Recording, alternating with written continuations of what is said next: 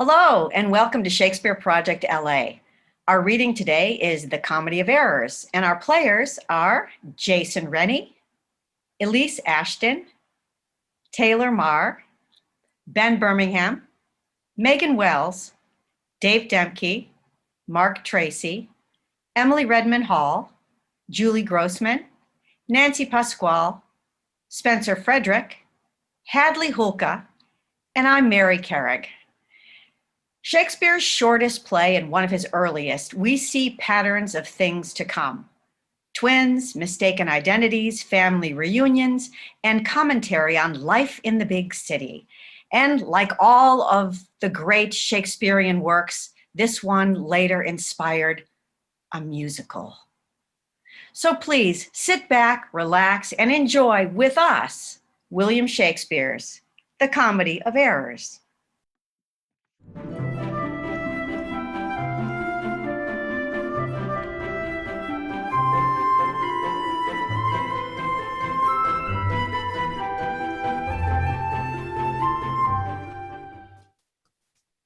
Act 1, Scene 1, Ephesus, a hall in the palace. Enter Silenus, the Duke of Ephesus, with Aegeon, a merchant of Syracuse, and a jailer. Proceed, Silenus, to procure my fall, and by the doom of death end woes and all. Merchant of Syracusa, plead no more. I am not partial to infringe our laws. The enmity and discord which of late sprung from the rancorous outrage of your duke to merchants, our well-dealing countrymen, who, wanting guilders to redeem their lives, have sealed his rigorous statutes with their bloods, excludes all pity from our threatening looks. For since the mortal and intestine jars twixt thy seditious countrymen and us, it hath in solemn synods been decreed, both by the Syracusans and ourselves, to admit no traffic to our adverse towns. Nay more, if any born at Ephesus be seen at Syracusan marts and fairs, again, if any Syracusan born come to the bay of Ephesus, he dies. His goods confiscate to the duke's dispose, unless 1,000 marks be levied to quit the penalty and ransom him. Thy substance, valued at the highest rate, cannot amount unto 100 marks. Therefore, by law, thou art condemned to die. Yet this my comfort, when your words are done, my woes, and likewise with the evening sun. Well, Syracusans, say in brief the cause why thou departest from thy native home, and for what cause thou camest to Ephesus. A heavier task could not have been imposed than I to speak my griefs, unspeakable. Yet that the world may witness that my end was wrought by nature, not by vile offense, I'll utter what my sorrow gives me leave. In Syracusa was I born, and wed unto a woman happy but for me, and by me had not our hap been bad. With her I lived in joy. Our wealth increased by prosperous voyages I often made to Epidamium, till my factor's death and the great care of goods at random left drew me from kind embracements of my spouse, from whom my absence was not 6 months old before herself, almost at fainting under the pleasing punishment that women bear, had made provision for her following me, and soon and safe arrived where I was. There had she not been long, but she became a joyful mother of 2 goodly sons, and, which was strange, the one so like the other as could not be distinguished but by names. That very hour, and in the self same inn, a mean woman was delivered of such a burden, male twins, both alike, those for their parents were exceeding poor, I bought and brought up to attend my sons. My wife, not meanly proud of two such boys, made daily motions for our home return. Unwilling, I agreed. Alas, too soon we came aboard.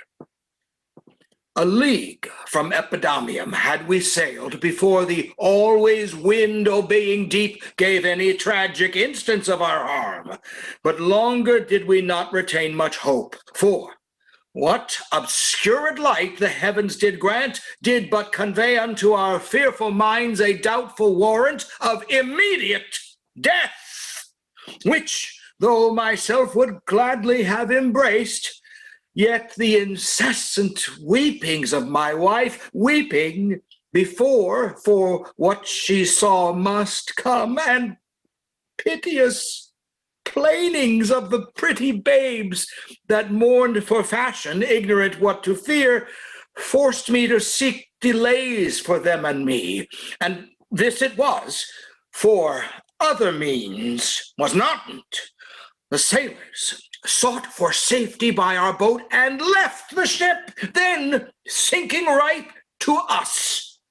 My wife, more careful for the latter born, had fastened him onto a small spare mast, such as seafaring men provide for storms.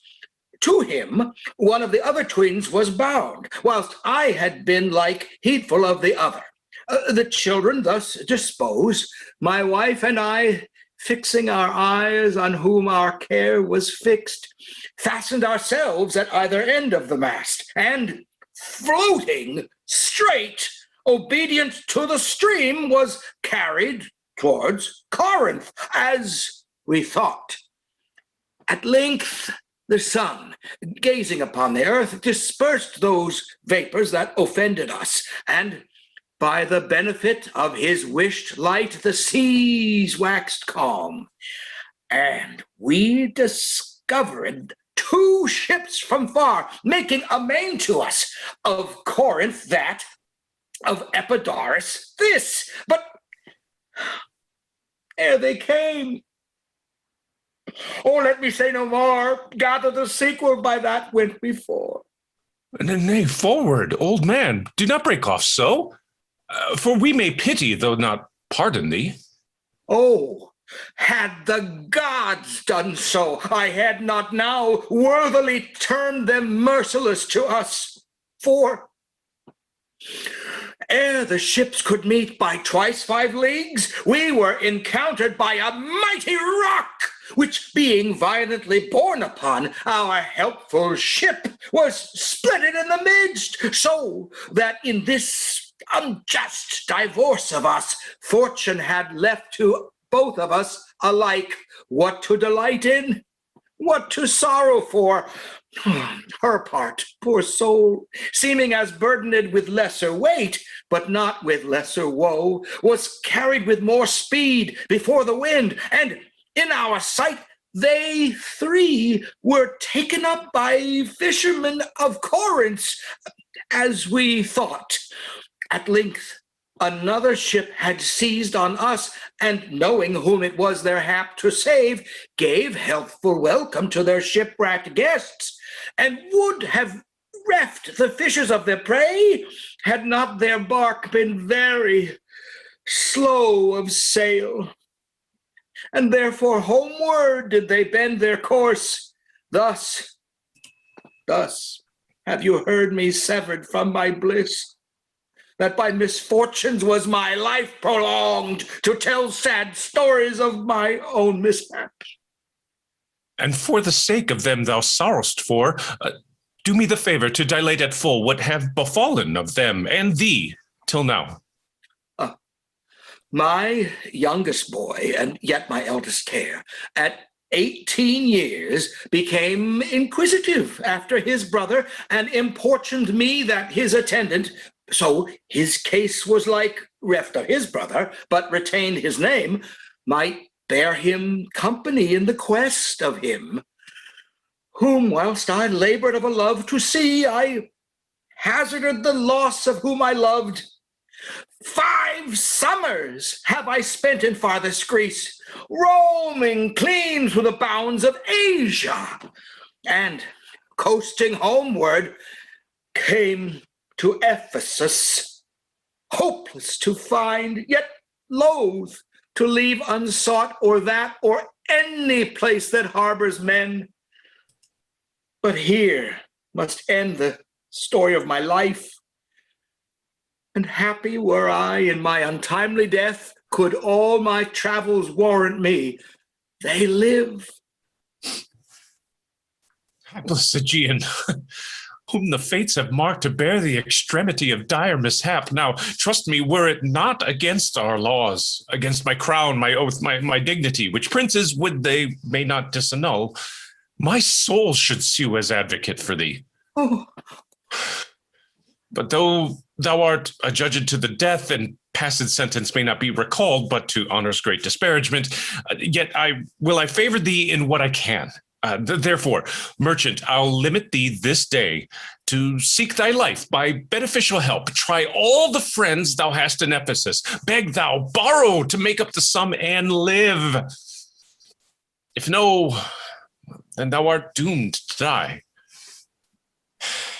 Jailer, take him to thy custody. I will, my lord. hopeless and helpless doth Aegean wend, but to procrastinate his lifeless end.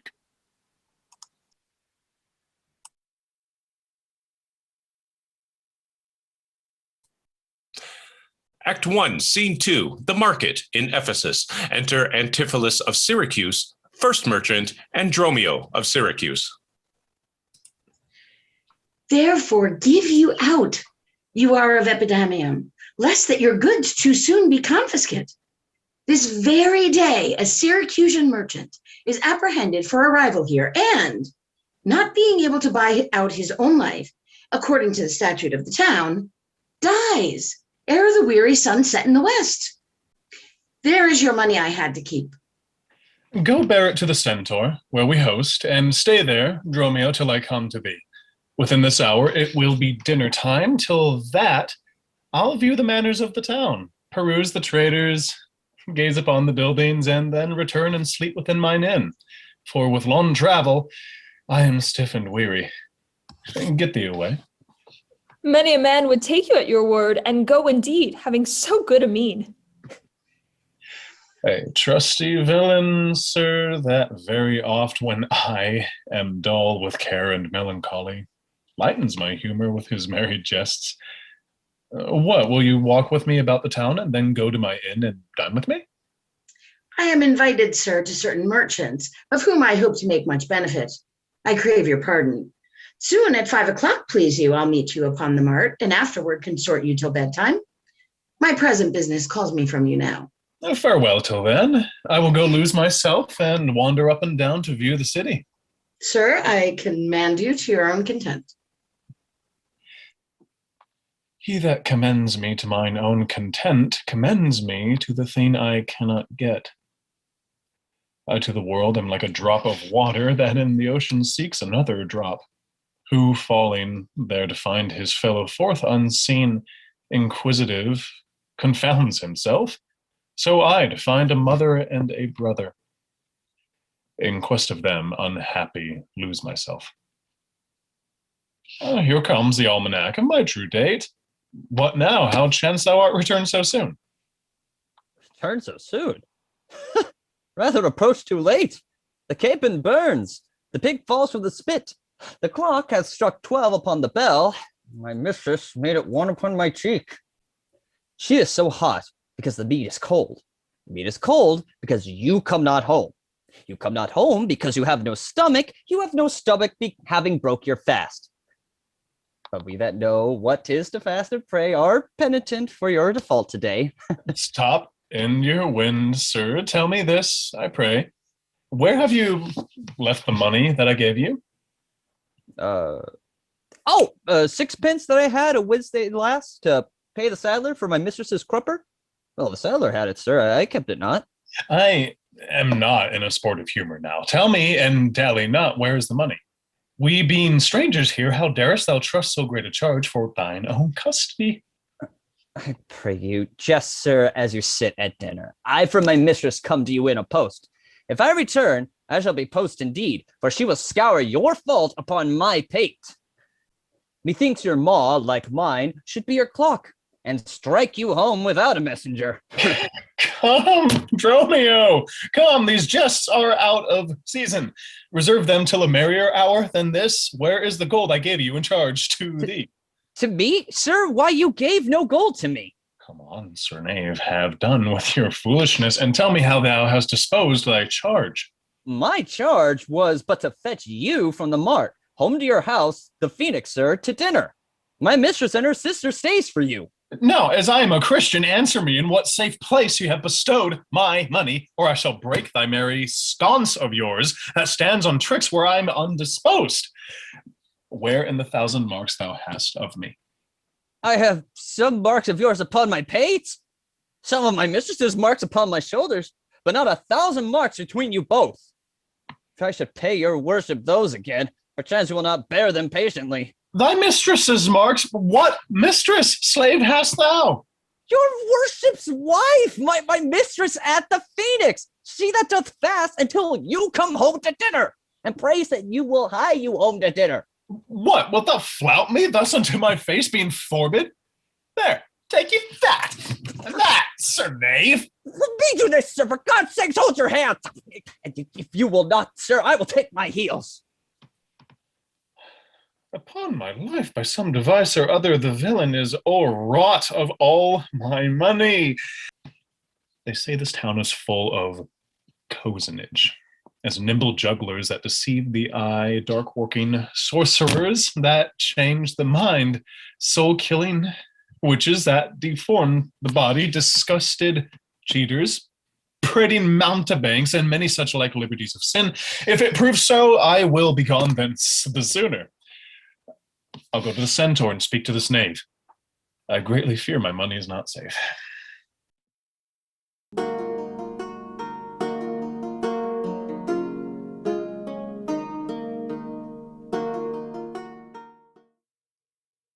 Act 2, Scene 1, the house of Antipholus of Ephesus. Enter Adriana, wife to Antipholus of Ephesus, with Luciana, her sister.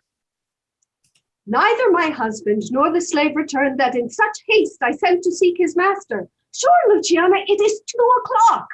Perhaps some merchant hath invited him, and from the mart he's somewhere gone to dinner.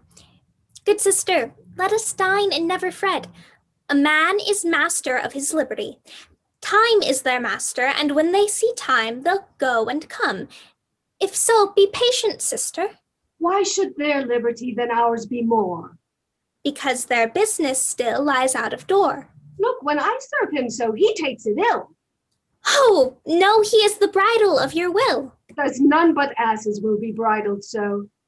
Why, headstrong liberty is lashed with woe. There's nothing situate under heaven's eye, but hath his bound in earth and sea and sky. The beasts, the fishes, the winged fowl are their male subjects and at their controls. Man more divine, the master of all these, lord of the wide world and the wild watery seas, endued with intellectual sense and souls of more preeminence than fish and fowls, are masters to their females and their lords. Then let your will attend on their accords. This servitude makes you to keep unwed. Not this, but troubles of the marriage bed. But were you wedded, you would bear some sway. Ere I learn love, I'll practice to obey. How if your husband starts some other where? Till he come home again, I would forbear. Patience unmoved. No marvel though she pause, they can be meek that have no other cause. A wretched soul bruised with adversity, we bid be quiet when we hear it cry. But were we burdened with like weight of pain, as much or more we should ourselves complain. So thou, that hast no unkind mate to grieve thee, with urging helpless patience would relieve me. But if thou live to see like right bereft, this fool begged patience in thee will be left. Well, I will marry one day, but to try. Here comes your man. Now is your husband nigh. Say, is your tardy master now at hand? Nay, he's at two hands with me, and now my two ears can witness. Say, didst thou speak with him? Knowst thou his mind? Aye, he told his mind upon mine ear. He strew his hand, I scarce could understand it. Spake he so doubtfully thou couldst not feel his meaning? Nay, he struck so plainly I could too well feel his blows, and withal so doubtfully that I could scarce understand them. But say, I prithee, is he coming home? It seems he hath great care to please his wife. Why, mistress, sure my master is horn mad. Horn mad, thou villain? I mean, not cuckold mad, but sure he is stark mad. When I desired him to come to dinner, he asked me for 1,000 marks in gold. 'Tis dinner time, quoth I. My gold, quoth he. Your meat doth burn, quoth I. My gold, quoth he. Will you come, quoth I. My gold, quoth he. Where is the 1,000 marks I gave thee, villain? The pig, quoth I, is burnt. My gold, quoth he. My mistress, sir, quoth I. Hang up thy mistress. I know not thy mistress. Out on thy mistress. Quoth who? Quoth my master. I know, quoth he, no house, no wife, no mistress. So that my errand, due unto my tongue, I thank him, I bear home upon my shoulders, for, in conclusion, he did beat me there. Go back again now, slave, and fetch him home. Go back again and be new beaten home? For God's sake, send some other messenger. Back, slave, or I will break thy pate across. And he will bless that cross with another beating. Between you, I shall have a holy head. Hence, prating peasant, fetch thy master home. Am I so round with you as you with me? Not like a football, you do spurn me thus. You spurn me hence, even he will spurn me hither. If I last in this service, you must case me in leather. Fie, how impatience loureth in your face. His company must do his minions grace, whilst I at home starve for a merry look. Hath homely age the alluring beauty took from my poor cheek? Then he hath wasted it. Are my discourses dull, barren my wit? If voluble and sharp discourse be marred, unkindness blunts it more than marble hard. Do their gay vestments his affections bait? That's not my fault, he's master of my state. What ruins are in me that can be found by him not ruined? Then he is the ground of my defeatures. My decayed bear a sunny look of his would soon repair. But too unruly dear, he breaks the pail and feeds from home. Poor I am, but his stale. Self-harming jealousy, fie, beat it hence. Unfeeling fools can with such wrongs dispense. I know his eye doth homage otherwhere, or else what lets it but he would be here? Sister, you know he promised me a chain. Would that alone a love he would detain, so that he would keep fair quarter with his bed. I see the jewel best enameled will lose his beauty, yet the gold bides still that others touch, and often touching will wear gold, yet no man that hath the name by falsehood and corruption doth it shame. Since that my beauty cannot please his eye, I'll weep what's left away, and weeping die. How many fond fools serve mad jealousy?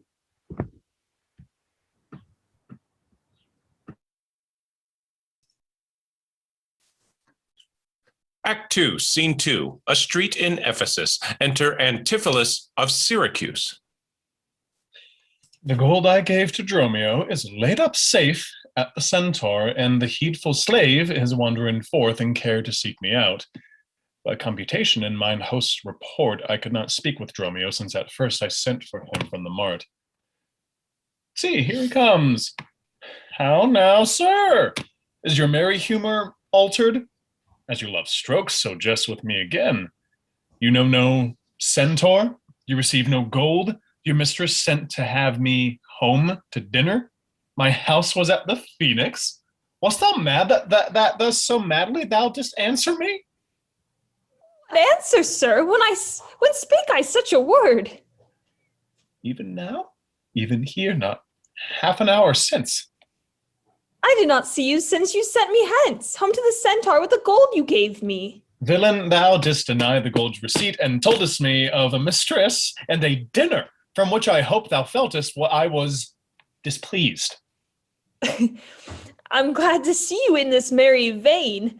What means this jest? I pray you, master, tell me. Yea, dost thou jeer and flout me in the teeth?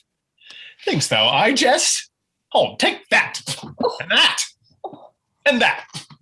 Hold, sir, for God's sake. Now your jest is earnest. Upon what bargain do you give it me? Because that I familiarities sometimes do use you for my fool and chat with you. Your sauciness will jest upon my love and make a common of my serious hours. When the sun shines, let foolish gnats make sport, but creep in crannies where he hides his beams. If you will jest with me, know my aspect, and fashion your demeanor to my looks, or else I will beat this method into your sconce. Sconce call you it? So you would leave battering? I'd rather have it head. And you use these blow longs. I must get a sconce for my head and ensconce it too, or else I shall seat my wit in my shoulders. And I pray, sir, why am I beat? Dost thou not know? Nothing, sir, but that I am beaten. Shall I tell you why? Aye, sir, and wherefore? For they say every why hath a wherefore. Why, first, for flouting me, and then wherefore, for urging me in the second time to me. Was there ever any man thus beaten out of season, when in the why and the wherefore is neither rhyme nor reason? Well, sir, I thank you. Thank me, sir? For what? Marry, sir, for this is something that you gave me for nothing. I'll make you amends next, to give you nothing for something, but say, sir, is it dinner time? No, sir, I think the meat wants that I have. In good time. Sir, what's that? Basting. Well, sir, then 'twill be dry. If it be, sir, I pray you eat none of it, Your reason? lest it make you choleric, and purchase me another dry basting. Well, sir, learn to jest in good time. There's a time for all things. I just have denied that before you were so choleric. By what rule, sir? Marry, sir, by rule as plain as the plain bald pate of Father Time himself. Let's hear it. There's no time for a man to recover his hair that grows bald by nature. May he not do it by fine and recovery? Yes, to pay a fine for a periwig and recover the lost hair of another man. Why is time such a niggard of hair, being as it is so plentiful an excrement? Because it is a blessing that he bestows on beast, and what he has scanted men in hair, he has given them in wit. Why, but there's many a man hath more hair than wit. Not a man of those that he hath the wit to lose his hair. Why, thou didst conclude hairy men plain dealers without wit. The plainer dealer, the sooner lost, yet he loseth in a kind of jollity.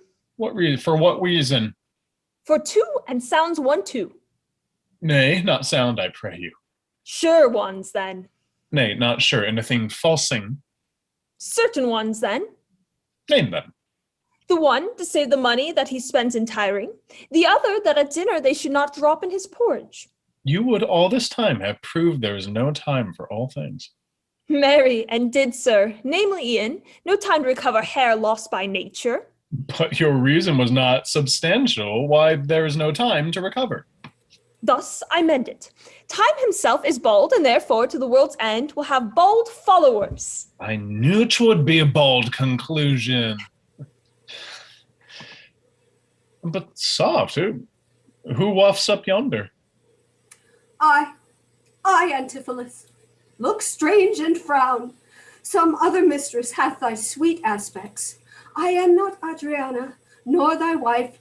The time was once when thou unurged wouldst vow that never words were music to thine ear, that never object pleasing in thine eye, that never touch well welcome to thy hand, that never meat sweet savored in thy taste, unless I spake, or looked, or touched, or carved to thee.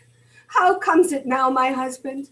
Oh, how comes it that thou art then estranged from thyself, Thyself, I call it, being strange to me, that undividable, incorporate, and better than thy dear self's better part. Oh, do not tear thyself away from me, for know, my love, as easy mayest thou fall a drop of water in the breaking gulf, and take unmingled thence that drop again without addition or diminishing, as take from me thyself, and not me too.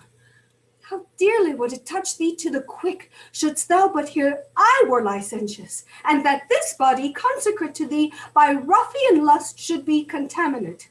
Wouldst thou not spit at me, and spurn me, and hurl the name of husband in my face, and tear the stained skin off my harlot brow, and from my false hand cut the wedding ring, and break it with a deep divorcing vow? I know thou canst, and therefore see thee thou do it. I am possessed with an adulterate blot. My blood is mingled with the crime of lust, for if we two be one, and thou play false, I do digest the poison of thy flesh, being strumpeted by thy contagion. Keep then fair league and truce with thy true bed. I live disdained, thou undishonored. Plead you to me, fair dame? I know you not. In Ephesus I am but 2 hours old, as strange unto your town as to your talk, who every word, all my wit being scanned, once wit in all but one word to understand. Ay, brother, how the world is changed with you. When were you wont to use my sister thus? She sent to you by Dromio home to dinner. By Dromio. By me. By thee, and this thou dost return from him, that he did buffet thee, and in his blows denied my house for his, me for his wife. Did you converse, sir, with this gentlewoman? What is the course and drift of your compact?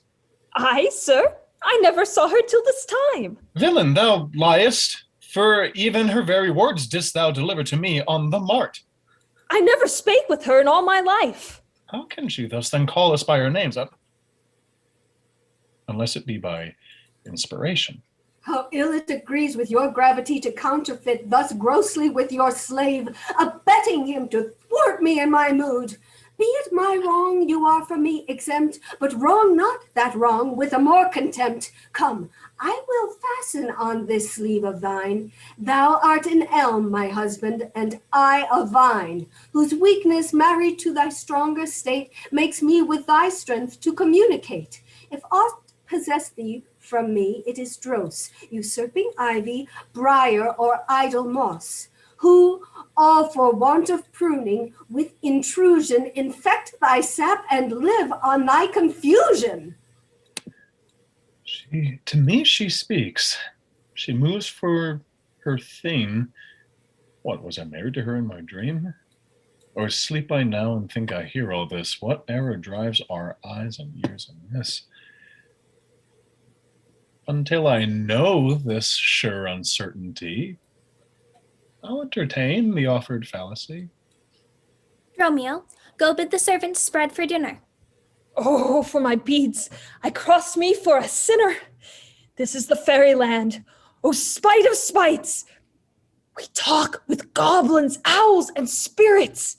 If we obey them not, this will ensue. They'll suck our breath or pinch us black and blue. Why pratst thou to thyself and answerest not?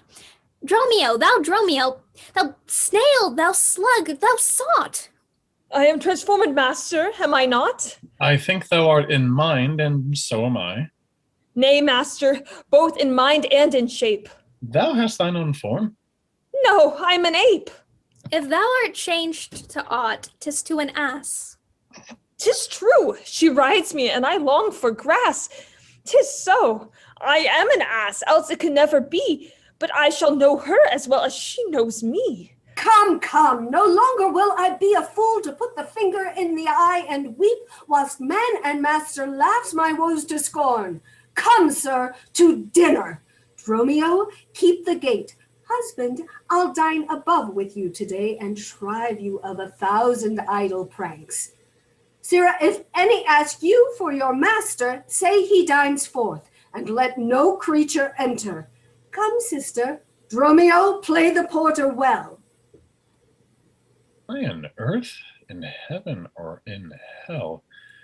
sleeping or walking, mad or well advised, known unto these and to myself disguised, I'll say as they say and persevere so, and in this midst at all adventures go. Master, shall I be porter at the gate? Aye, and let none enter, lest I break your pate. Come, come, Antipholus. We dine too late.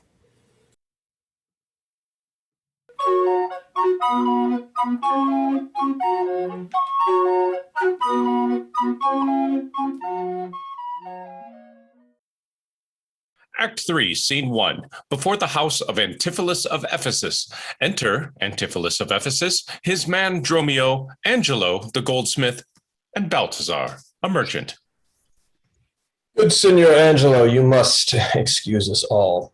My wife is shrewish when I keep not hours.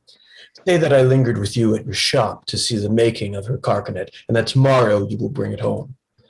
But here's a villain that would face me down. He met me on the mart, and that I beat him and charged him with 1,000 marks in gold, and that I did deny my wife and house. Thou drunkard, thou, what didst thou mean by this? Say what you will, sir, but I know what I know. That you beat me at the mart, I have your hand to show. If the skin were parchment, the blows you gave were ink. Your own handwriting would tell you what I think. No, I think thou art an ass. Marry, so it doth appear, by the wrongs I suffer and the blows I bear. I should kick being kicked, and being at the pass, you would keep from my heels and beware of an ass. You're sad, Signor Balthazar. Pray God our cheer may answer my goodwill and your good welcome here. I hold your dainties cheap, sir, and you're welcome, dear. Oh, Signor Balthazar, either at flesh or fish, a table full of welcome makes scarce one dainty dish. Good meat, sir's common, that every churl affords. And welcome more common, for that's nothing but words. Small cheer and great welcome makes a merry feast. Aye, to a niggardly host and more sparing guest. But though my cates be mean, take them in good part. Better cheer may you have, but not with better heart. But soft, my door is locked. Go, bid them let us in. Maud, Bridget, Marion, Cecily, Gillian, Gin. Oh, malt horse, capon, caxcomb, idiot's patch. Either get thee from the door or sit down at the hatch. Dost thou conjure for wenches that thou call'st for such store? When one is one too many, go get thee from the door. What patches made our porter? My master stays in the street. Let him walk from whence he came, lest he catch cold on's feet. Who talks within there? Oh, open the door. Right, sir, I'll tell you when you tell me wherefore. Wherefore? For my dinner. I have not dined today. Nor today, here you must not. Come again when you may. What art thou that keep'st me out from the house I owe? The porter for this time, sir, and my name is Dromio. Oh, villain! Thou hast stolen both mine office and my name. The one ne'er got me credit, the other mickle blame. If thou hadst been Dromio today in my place, thou wouldst changed thy face for a name, or thy name for an ass. What a coil is there, Dromio? Who are those at the gate? Let my master in loose. No, he comes too late, and so tell your master. Oh, Lord, I must laugh. have at you with a proverb. Shall I set in my staff? And at you with another, that's when, can you tell? If thy name be called Luce, Luce thou hast answered him well. Do you hear, you minion? You let us in, I hope.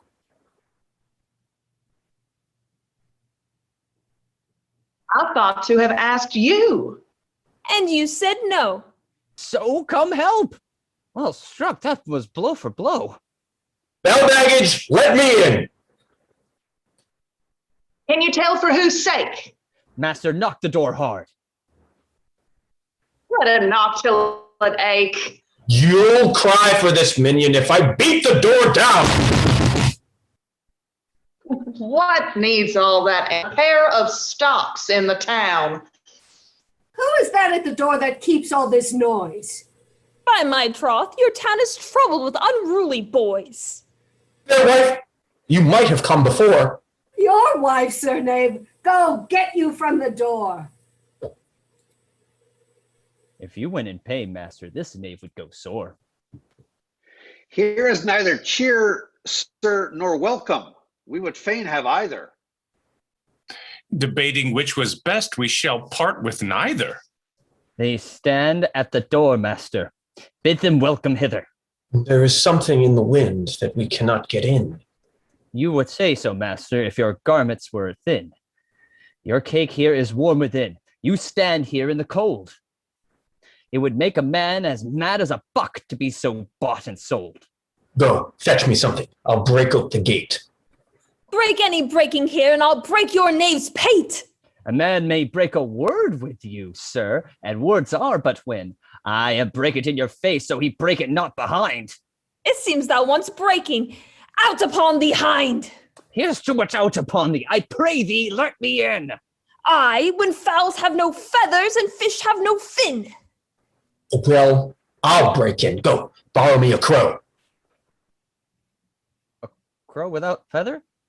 Master, be you so? For a fish without a fin, there's a fowl without a feather. If a crow help us in, sirrah, we'll pluck a crow together. No, get thee gone. Fetch me an iron crow. Have patience, sir. Let it not be so. Herein you war against your reputation and draw within the compass of suspect the unviolated honor of your wife. Once this, your long experience of her wisdom, her sober virtue, years, and modesty plead on her part some cause to you unknown. And doubt not, sir, but she will well excuse why at this time the doors are made against you.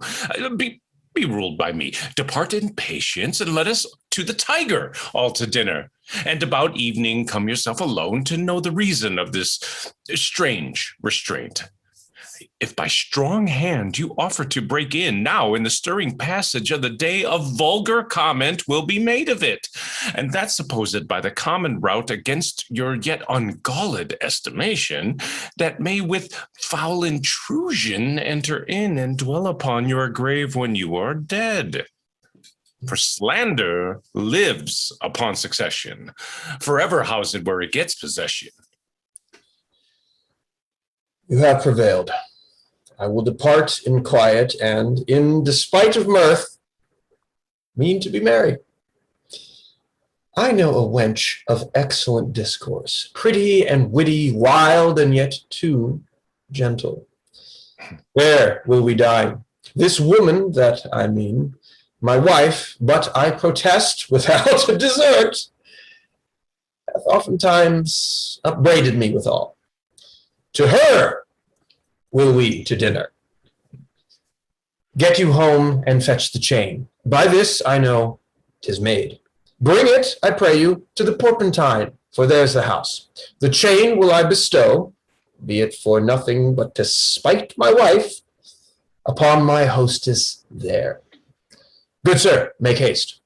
Since mine own doors refuse to entertain me, I'll knock elsewhere to see if they'll disdain me.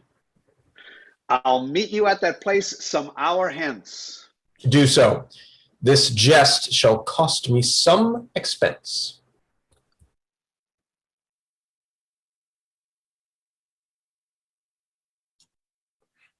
Act 3, Scene 2, a park beside the house of Antipholus of Ephesus. Enter Luciana with Antipholus of Syracuse. And may it be that you have quite forgot a husband's office? Shall Antipholus, even in the spring of love, thy love springs wrought, shall love in building grow so ruinous? If you did wed my sister for her wealth, then for her wealth's sake, use her with more kindness. Or, if you like elsewhere, do it by stealth. Muffle your false love with some show of blindness. Let not my sister read it in your eye. Be not thy tongue thy own shame's order. Look sweet, speak fair, become disloyalty, apparel vice like virtue's harbinger. Bear a fair presence, though your heart be tainted. Teach sin the carriage of a holy saint. Be secret false, what need she be acquainted? What simple thief brags of his own attaint? 'Tis double wrong to traunt with your bed, and let her read it in thy looks at board. Shame hath a bastard frame well managed. Ill deeds is doubled with an evil word. Alas, poor women, make us but believe, being compact of credit, that you love us. Though others have the arm, show us the sleeve. We in your motion turn that you may move us. Then, gentle brother, get you in again. Comfort my sister, cheer her, call her wife. 'Tis holy sport to be a little vain when the sweet breath of flattery conquers strife. Sweet mistress, what your name is else I know not, nor by what wonder you do hid of mine. Less in your knowledge and your grace you show not that our earth's wonder, more than earth divine. Teach me, dear creature, how to think and speak. Lay open to my earthly gross conceit, smothered in errors, feeble, shallow, weak, the folding meaning of your words deceit. Against my soul's pure truth, why labor you to make it wonder in an unknown field? Are you a god? Would you create me new, transform me, then and to your power I'll yield? But if that I am I, then well I know your weeping sister is no wife of mine, nor to her bed no homage do I owe. Far more to you do I decline. Oh, train me not, sweet mermaid, why with thy note to drown me in thy sister's flood of tears. Sing, siren, for thyself, and I will dote. Spread o'er the silver waves thy golden hairs, as a bed I'll take them and there lie. And by in that glorious supposition think he gains by death that hath such means to die. Let love, being light, be drowned if she sink. What, are you mad that you do reason so? Not mad, but mated. How I do not know. It is a fault that springeth from your eye. For gazing on your beams, fair sun, beam by. Gaze when you should, that will clear your sight. As good to wink, sweet love, as look on night. Why call you me love? Call my sister so. Thy sister. That's my sister. No, it is thyself, mine own self. Better part, mine eyes clear, I, my dear heart's dearer heart, my food, my fortune, and my sweet hope's aim, my soul, earth's heaven, my heaven's claim. All this my sister is, or else should be. Call thyself sister, sweet, for I am thee. Thee will I love, and will thee lead my life. Thou hast no husband yet, nor I no wife. Give me thy hand. Oh, soft, sir. Hold you still. I'll fetch my sister to get her goodwill. Why? How now, Dromio? Where runnest thou so fast? Do you know me, sir? Am I Dromio? Am I your man? Am I myself? Thou art Dromio. Thou art my man. Thou art thyself. I am an ass. I'm a woman's man, and besides myself. What woman's man? And how besides thyself? Marry, sir, besides myself, I am due to a woman, one that claims me, one that haunts me, one that will have me. What claim lays she to thee? Marry, sir, such claims as you would lay to a horse, and she would have me as a beast. Not that I, being a beast, she would have me, but that she, being a very beastly creature, lays claim to me. What is she? A very reverend body, aye, such a one as a man may not speak of without he say, Sir Reverence, I have but lean luck in the match, and yet she is a wondrous fat marriage. How dost thou mean a fat marriage? Marry, sir, she's the kitchen wench, and all grease, and I know not what use to put her to, but to make a lamp of her, and run from her by her own light. I warrant her rags and the tallow in them will burn a Poland winter. If she lives till doomsday, she'll burn a week longer than the whole world. What complexion is she of? Swart, like my shoe, but her face nothing like so clean kept.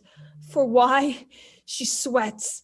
A man may go over shoes in the grime of it. But that's a fault that water will mend. No, sir, 'tis in grain. Noah's flood could not do it. What's her name? Nell, sir, but her name and 3/4, that's an L and 3/4, will not measure her from hip to hip. Then she bears some breadth. No longer from head to foot than from hip to hip. She is spherical, like a globe, and I could find out countries in her. Ah. In what part of her body stands Ireland? Marry, sir, in her buttocks. I found it out by the bogs. Where's Scotland? I found it by the Baroness, hard in the palm of the hand. Where's France?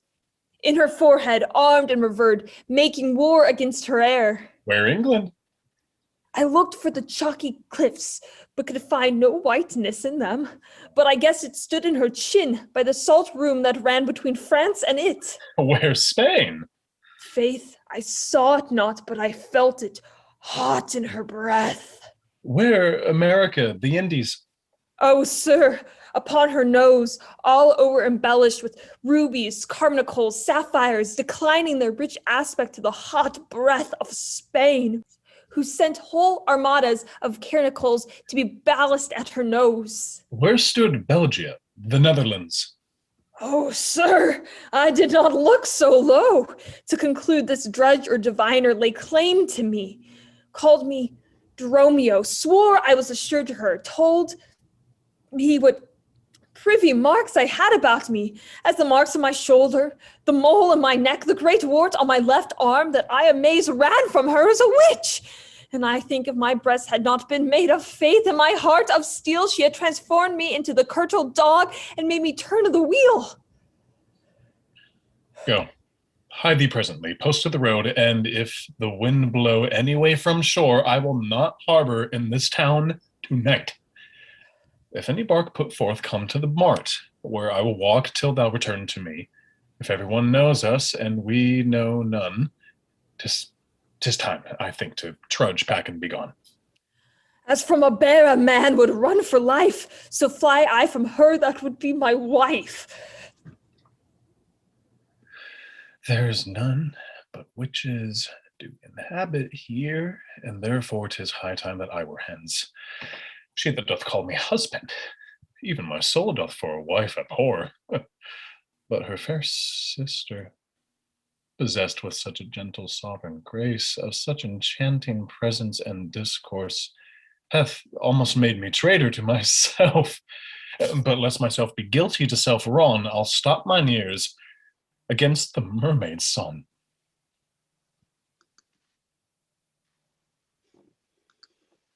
Master Antipholus. Aye, that's my name.